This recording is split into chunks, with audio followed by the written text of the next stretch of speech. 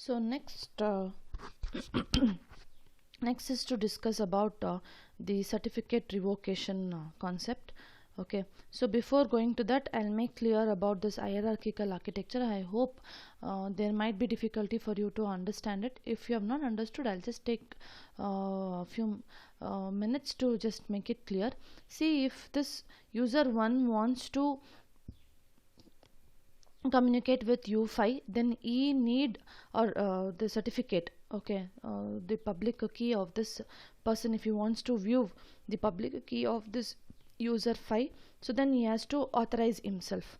So what he does is, what this person U1, the user 1 should all have with him is the public key of certificate authority 1.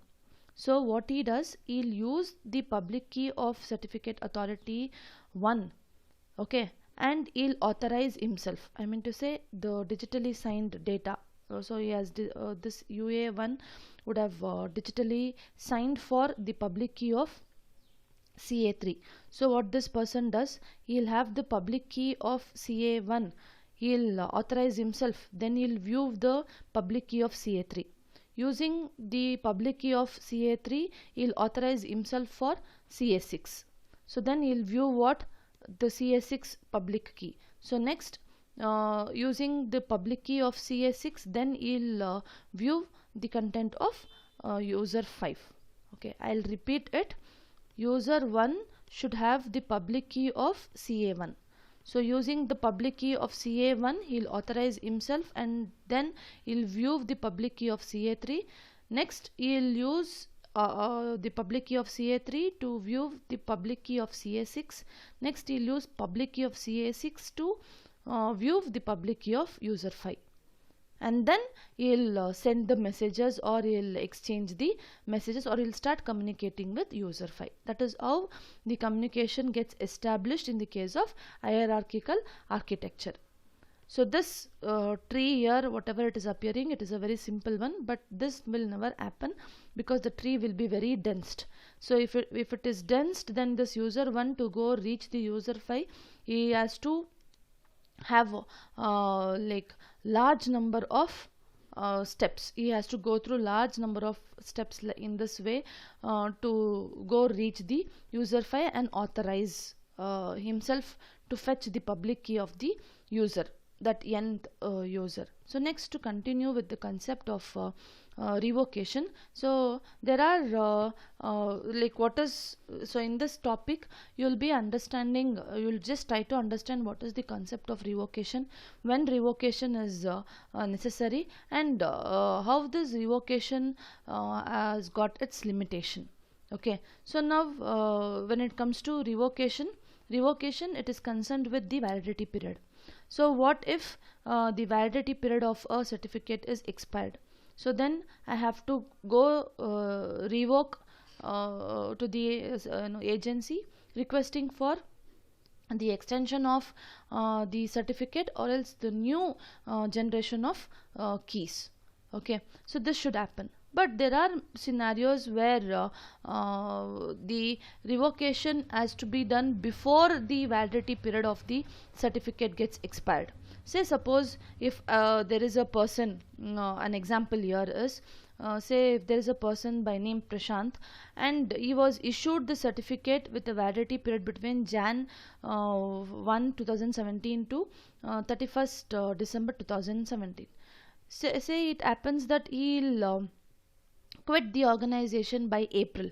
Okay, but what has actually happened here, he has been issued with the certificate and he is aware of the public key of whomsoever he is communicating with.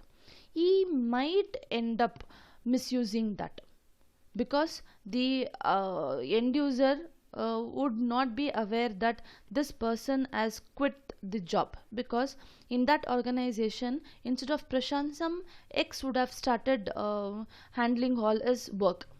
Okay, he might also continue to use the same certificate or the same key for the purpose of encryption and decryption. I mean to say for the process of communication. Okay, so but there are possibility that this Prashant would he would misuse the key for fetching the data that has been sent by the other user in the other end. Okay, so even in this case, the organization has to revoke the certificate, saying that a different pair of key to get generated. Okay, so this is one of the what example where I'll be revoking the certificate before the what before the date of expiration. Okay, so before the certificate got expired, I'll be revoking for the certificate. So this person is not legal to act on behalf of his company beyond the date of his resignation.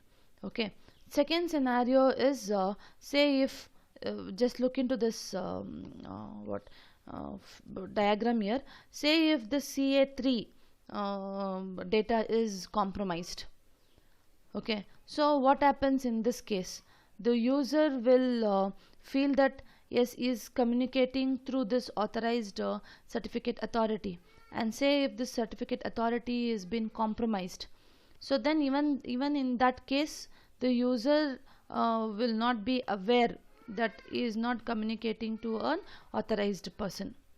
Okay, so the same thing has been written here. So some person, so this generate a public key private key pair, create certificate containing the public key X with the subject name V.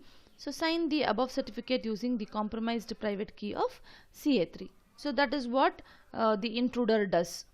So what this user feel that is communicating through, or his data is getting been signed by CA3, but the CA3 would been compromised by, or it has been attacked by a attacker. So these are the two situations. So the this organization or this communication channel or the authorized the authority people would realize that this what key has got compromised after some certain period of time. So even in that case, they'll be revoking for the certificate, like they'll be revoking for the certificates, or they'll just think of replacing this CA3. Okay, so these are the two scenarios where we'll have the purpose of revoking the certificate before the certificate could get expired.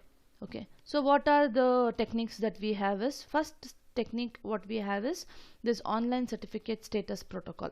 Okay, so what as a responsible person you should do is, you should always look into the status of the certificate, whether it is whether the certificate is still been valid. I mean to say valid in terms of whether it has been intruded by any person, or the certificate who's owning now currently, whether he is still in the organization, whether he has quitted the organization, or whether now the channel has been attacked. All this information you can just get to know by what looking into the status of the certificate now and then. Okay, now and then, using this and that has been done with the help of this protocol, online certificate status protocol. Okay, so as a responsibility of mine, I have to see whether I am communicating to a authorized person. Okay, second technique what we have is to have this certificate revocation list. So what people planned was to publish this certificate revocation list very now and then. Okay, so that people will get to know whether what is the status of the certificate, whether it has been revoked, whether it has been used by an authorized person, or whether it has been intruded, all these things. But the problem with this is each time if this list has to be what established, like say if this list to be refreshed, or if it has been if that is to be distributed very frequently, so then definitely it will consume considerable amount of bandwidth. Okay, because I'll be distributing it very now and then, refreshing it very now and then. This is a bit difficult thing. Okay, so next what they thought was to have two people. Okay, so along with the signer, he should also cooperate with a trusted third party. That is, while signing for generating the signature, uh, so first, like the signature or the key will be broken into two pieces. So one part of the key will be used by the signer, and the next part of key will be used by trusted third party. Okay, so when both has been signed the certificate together, only then it will be sent to the other person on the other end. Okay, so this will definitely take care of the second scenario. Okay, but what about the first scenario? Second scenario, yes. So this trusted third party will definitely help me out in, say, if CA3 has compromised, but still a trusted third party is there. Okay, so the attacker has to attack both the CA3 as well as the trusted third party. Both should be both should get compromised with the attacker for the purpose of attacking. Okay, so that is very difficult to happen. But the first scenario, as I said, the person would have quitted the organization by the time again the certificate is revoked. In that gap, if the person has sent some confidential information, and if that person has viewed into those confidential information, that will really be a problem, and that is still not been taken care by the the revocation people. Okay, so what I'm trying to say here is, when it comes to revocation, still the limitation of revocation is, say if the person, as I specified, this say if this person Jan 1st he has got the certificate, and the certificate will get expired in December 31st. Okay, and he has left the company by April 1st. Okay, for the revocation purpose, I mean to say, the certificate would have been revoked by the organization people on April 1st itself. Okay, but for the agencies to generate a new certificate and provide it, they might take April 10th. Say the revoked certificate will be provided on April 10th.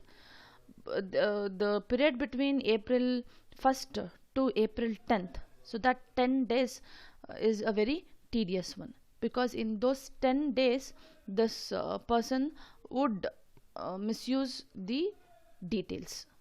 Okay, because the person on the other end will not be aware that this person has quitted the job. Okay, or he should not communicate in this period of time. So this is not taken care yet. Okay, I mean to say, according to your syllabus. But the second the second scenario, this has been taken care with the help of trusted third party. Okay, so this is all about the concept of revocation.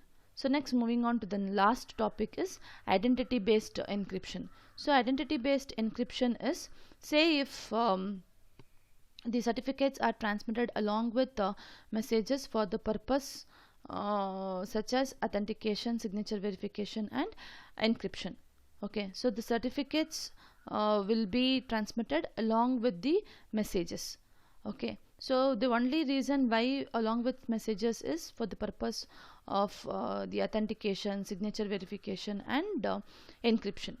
Okay, so the alternative to digital certificates is identity based encryption. Okay, so what exactly we do in identity based encryption is, so as a person, I'll send my credential details. Say for example, I'll send my email ID. Okay, so using that email ID, the key pair will get generated, the private key and the public key will get generated. The problem here is, anyone who is aware of my email address can generate the key pair, and they can start communicating as if I am communicating. Okay, so this identity based encryption, whatever we are speaking, this is an alternative to the digital certificates. Okay, so initially what they thought was to provide the credential details. So the credential details will be used, and the private key and public key will get generated. Okay, but the problem in this case was anyone who is aware of my say if the credential detail I'm providing is my email ID, so anyone who is aware of my email ID, so he can just generate the pair and use that pair for communication, the private key and public key. So then what they thought was to have a public key generator. So in this case what we'll do is in the case of public key generators, I'll be providing my email ID, that is my credential detail. One of the credential detail is my email ID. I'll provide the email ID to this public key generator. He'll use my email ID and a private key by the public key generator. Those two will be used and a key pair will get generated. Okay, so that is called as bilinear pairing. So in public key generators, my email ID and a private key.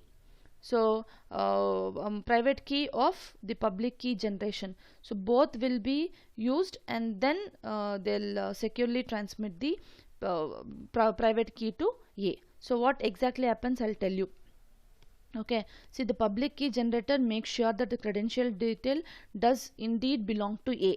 Okay, say if the sender A or the A is requesting for the key pair, the public key generator also makes sure that this ID is universally unique. Okay, so then there is no individual with the same credential details, even that he'll look into. Next, he generates a private key for A, which is a function of our ID and the private key of the public key generator. Okay, the public key generator then securely transmits the private key to A. So with the knowledge of public key generator's public parameters and A unique ID, anyone can compute A's public key. Okay, so that is called as bilinear pairing. Okay, so see, the scheme I'll be explaining you. The public key generator has a private key and an associated public key parameters. Okay, to obtain the private key, A informs the public key generator that she wishes to receive a private key corresponding to her ID. Okay, the public key generator makes sure that the credential details indeed belong to A, and that is ID is universally unique, what I explained just now. Okay, then she generates a private key for A. The public key generator then securely transmits the private key to A. Okay, so this is how the private key will get generated. With the knowledge of public key generator's public parameters, this public parameters and A's unique ID, anyone can compute A's public key. Okay, so these two details will be provided to the receiver. So they'll use these two parameters and then they'll generate the public key. So this is called as bilinear. How exactly this works, you can just see here. So the same thing I've depicted here. So we'll have a public key generator, they'll have master private key and master public key. Okay, so this person Alice, what she does is, so this lady, she'll obtain the public key, okay, and authenticate and receive the, so obtain the master's public key. So public key and her detail will be provided, and this person will generate the private key, and the private key will be communicated securely to Alice. So then she'll communicate the message, I mean to say she'll send the message using her so similarly the same thing happens here as well. Okay, so Bob will send the message obtain the master public key, and I mean to say, so next, authenticate and receive Bob's private key. Okay, so next what they do is they'll communicate. These two things happens offline. Okay, they'll communicate with the public key generator. Then later on they'll establish the communication. So use bob@example.com to generate Bob's public key. So if you want to generate the public key, so his mail ID, that is for sure. So you should make use of that and generate the public key. So whatever he has encrypted using the private key, so the same thing will be decrypted using his public key. Okay, so generate Bob's public key, sign and encrypt the send message. Okay, so this is how the communication happens in the case of public key generator. Okay, so you can just see this in detail as well. So next is bilinear pairing. How the bilinear pairing is been used. Okay, how the mapping or how it is being used, or how actually it works. So if I take this two pair here, two pair of values. So if I multiply 2, 4, 1, multiply with the transpose, that is 5, 3, 2. So 2 into 5 was 10, plus 4 into 3 is 12, plus 1 into 2. So it will get 24. Okay, so if I multiply them with a constant, known constants, so k1 and k2, so I'll be getting this value. So that into this. So next 532, I'll get 264. So what this example is depicting is, as I mentioned before, on providing the public key generators public parameters and A's unique ID. So if I provide these two, if I am aware of these two contents, so then I can generate the public key, A's public key. See, the I am fetching the private key, the master public key. See, this public parameters and the details of this A's unique ID. Okay, so that ID if I am aware of, so I can generate what? The public key. Okay, so how this is possible? See here, like this. So the public parameters and the the ID, if I am aware of these two things, so then I can fetch or I can compute the public key. So that is what this has been what this example is actually depicting. Okay, so if this constants and all these details if I am aware of, and the two things here u and we are speaking about is the public parameters and the ID. So on knowing these two things, I can generate a value like this. So this is bilinear pairing. So this bilinear pairing is very much important, because the same is used in the concept of bilinear pairing is actually used in algorithms for the for the purpose of encryption and decryption. Okay, so there is an example mentioned in your textbook. You can also go through that example given for the purpose of this bilinear mapping.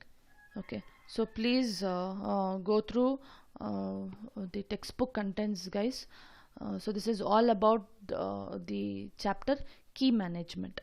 Okay, so you can just make use of this PPT for the purpose of preparing notes of your own for each and every topic. Please spend some time, listen to this video carefully, and prepare notes of your own immediately. Okay, don't simply waste your time or thinking of writing the assignment later on. Thank you, guys.